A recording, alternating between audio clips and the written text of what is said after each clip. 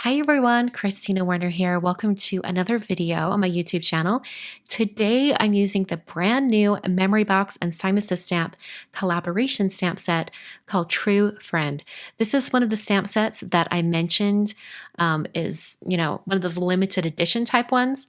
So if you are loving this stamp set, you're going to want to jump on it real quick. I'm using some black watercolor paper inside my MISTI, and I'm going to be stamping the large floral image from the stamp set in some VersaMark ink. I'm going to do some heat embossing on top and then do some watercolor resist. It's going to be super fun. I've never quite done it in this particular combination of products. So as I was making this, I was very curious to see how it would turn out. I'm inking up that stamp with VersaMark ink, which is a great embossing ink. It's nice and sticky. And then I'm going to close the door in my MISTI and give that a really good press into the watercolor paper. So I've chosen to use a clear embossing powder for this image. I'm using some clear embossing powder from Ranger. I have my little black triangle tray from Studio Katia that I'm going to add to this container, so it's a little bit easier to pick up that embossing powder. For embossing powders that I use quite a bit, like whites and clear and gold, I like to have them in containers. I'm using my heat tool to heat set this until it's completely melted.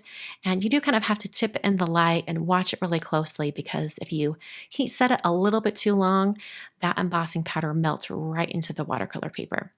So here we are. The pearlescent paints I'm using today are from FineTec, and I love this set of 24 colors.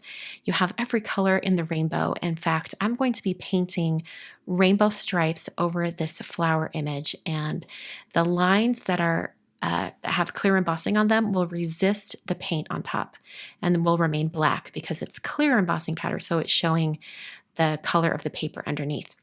So I've started with red kind of in the center, and I'm going to do rainbow order, but going up and down from that center. And as I paint each color, I add it to the paper and then go over the color next to it just a little bit to get those colors to blend and sort of fade a little bit. I'm going to be die cutting this later, so I want to make sure I have quite a bit of space on the outer edges. I don't want to have to repaint any areas. So I've added the purple and the blue down at the bottom. I'm going to finish it off with a nice teal shade right at the bottom of those flower stems. So I'm going to go over some of these colors, make sure they're completely blended in. Did add a little more of that gold to the bottom. So here's what it looks like before it's dried.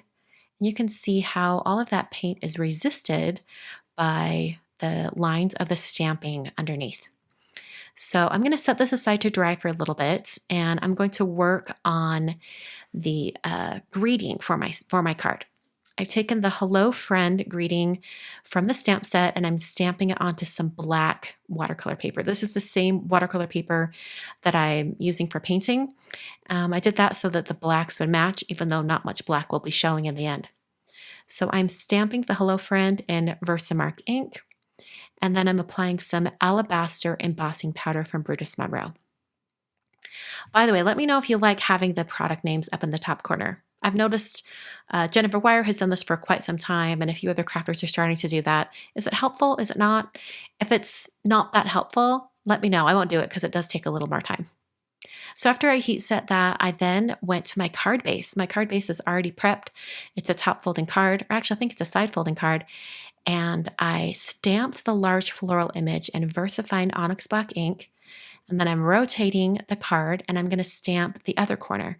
So I've got these two diagonal corners, and then I'm going to have the painted piece be right in the center. So I'm pressing down on that, getting a really good impression with that black ink. And now my card base is done. So I'm going to go back to that watercolor piece. It's completely dry now.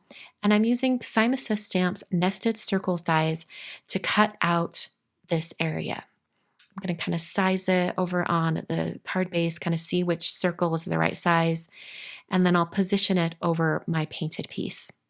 In order to keep that from moving around as I die cut it, I'm going to use a little bit of Easy C tape, and that's just going to hold it down. And take note that I'm adhering the tape on the outside of that die so that it doesn't touch anything on the interior. This black watercolor paper is very delicate, and any adhesive, even like a Post-it, would pull up that paper. Put some foam adhesive on the back and then adhere that directly to my card base. The last thing to do is to adhere my greeting. So I've cut down some foam adhesive to a narrow strip, and then I'm placing that directly onto my card front. So that finishes the card for today. This was a fairly quick and easy card, but I could see duplicating this idea over and over again with different types of outline stamp sets. Thanks so much for joining me today, and just a reminder that if you love this stamp set, you're going to want to pick it up as soon as you can because it is a limited release for STAMPtember, and once it's gone, it's gone. Thanks so much for joining me today. I will see you guys very soon for another card video.